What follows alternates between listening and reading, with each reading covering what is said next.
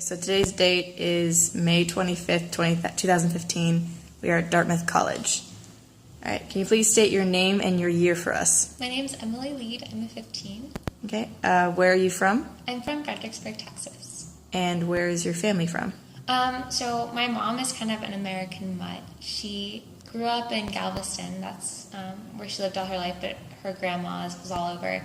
And then my dad is German and Austrian, but he grew up in Leede, Texas. So very Texan family. Okay, can you tell us a little about your family background, if there's any significant events, things like that?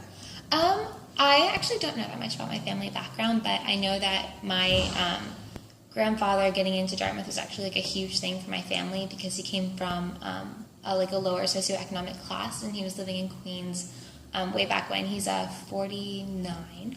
I think it's 49. It's 49 or 51, but that was a big movement in my family's life because then he went from here into the NBA and then started a business as well as education, so that was probably the biggest historical family event in my life. Okay. So how would you describe yourself? I guess it's more like personal background. I grew up in a small town. I'm really glad I'm here because I feel like I've branched out a lot.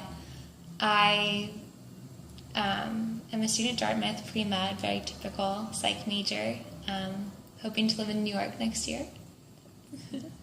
Can you briefly tell us about your camp experience and or the situation in which you heard the story you're about to tell us? So I heard this story when I was in 6th grade, and it was me and my 2 girlfriends. We were having a slumber party, and I just had been allowed to start spending the night, so this was a really big experience for me, and we decided to start telling scary stories because I hadn't been allowed to do that either. Yeah, very sheltered childhood.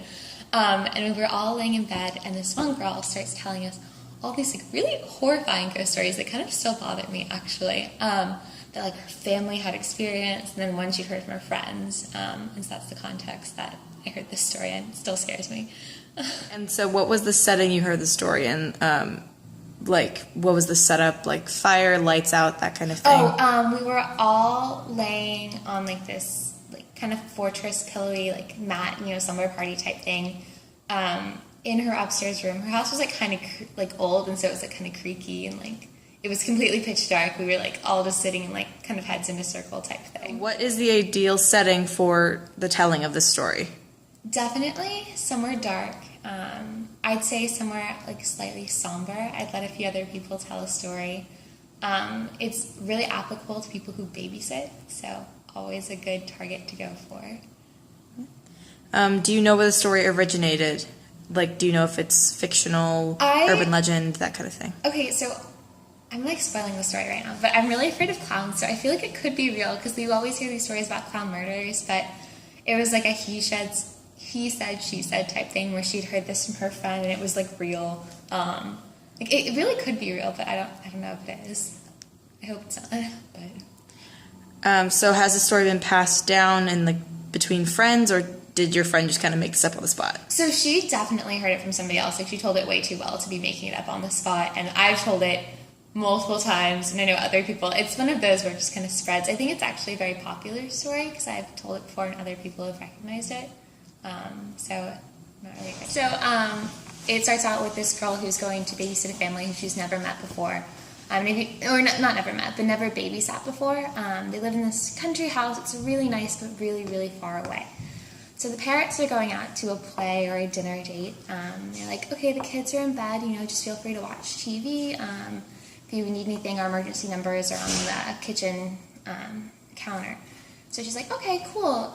Goes in, peeks on the kids. They look great. She decides to hop on the parents' bed because they have the biggest screen TV in the house.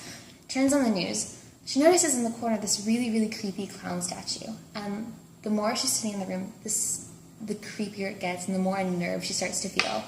So she runs to the kitchen, looks at the phone number list, calls the parents, and is hey, your clown statue is really freaking me out. Do you mind if I move it to another room until you guys get back?